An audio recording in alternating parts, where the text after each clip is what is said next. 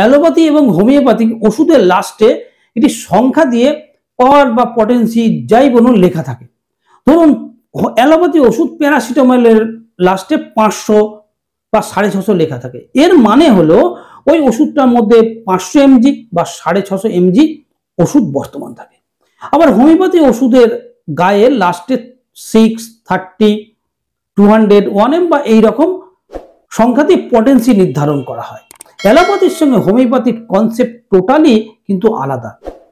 সেখানে ওষুধের পরিমাণটা ইন্ডিকেট করছে, কিন্তু হোমিওপ্যাথিতে যে পাওয়ার বা পটেন্সিটা লেখা থাকে সেটা তাকে ডাইলুশনকে নির্দেশ করে।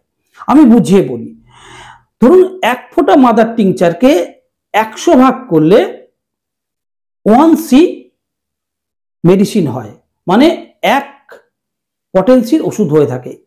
আবার 1c মেডিসিনকে যদি আমি আবার 100 ভাগ করি অ্যালকোহলের মাধ্যমে, তবে সেটা 2c হয়। 2c কে আবার 100 ভাগ করলে 3c হয়। এইভাবে 30 বার ডাইলুশন করতে করতে 30c ওষুধ তৈরি করা হয়। আবার 30c কে আবার 200 বার ডাইলুশন করতে করতে 200c ওষুধ প্রস্তুত করা হয়। সুতরাং হোমিওপ্যাথিক ওষুধের মধ্যে আপনি যদি বলেন এর মধ্যে কোনো মলিকুল বর্তমান থাকে না, কোনো মলিকুল বর্তমান থাকে না। তবে কাজ করে কেমন করে, এত মানুষ হোমিওপ্যাথিক ওষুধকে সুস্থ হচ্ছেন কিভাবে? হোমিওপ্যাথি ওষুধ হলো, হোমিওপ্যাথির চিকিৎসা ব্যবস্থা হলো থিওরি অফ হাই ডাইলুশনের, অর্থাৎ এর মধ্যে এনার্জি বর্তমান থাকে, ডাইনামিক এনার্জি। ডাইনামিক এনার্জিটা কি? যাকে আমরা চোখে দেখতে পাই না, কিন্তু তার রেজাল্ট, তার ফল আমরা বুঝতে পারি।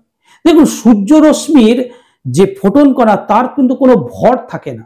কোনো বস্তুর মধ্যে সূর্য রশ্মি পড়ার পর সেই বস্তু থেকে যে আলো রিফ্লেক্ট হয়, যখন আলো রিফ্লেক্ট হয় আমাদের চোখে আসে, তখন আমরা বস্তুকে দেখতে পারি।